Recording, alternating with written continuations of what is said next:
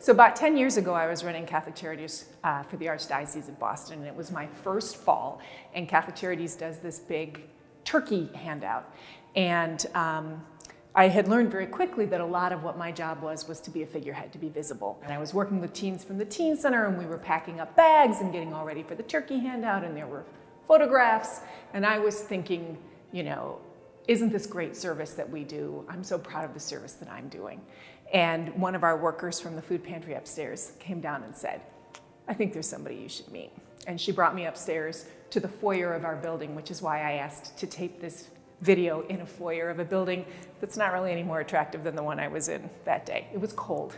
It was between the inside door and the outside door, and there was a woman sitting there with her bags of groceries from the food pantry. And I sat down in the chair next to her, and she proceeded to tell me how painful it was for her to be there, that she was a nurse, that she had gotten injured, that she couldn't work. And eventually she burst into tears and sobbed on my shoulder and said, I just never thought it would be me.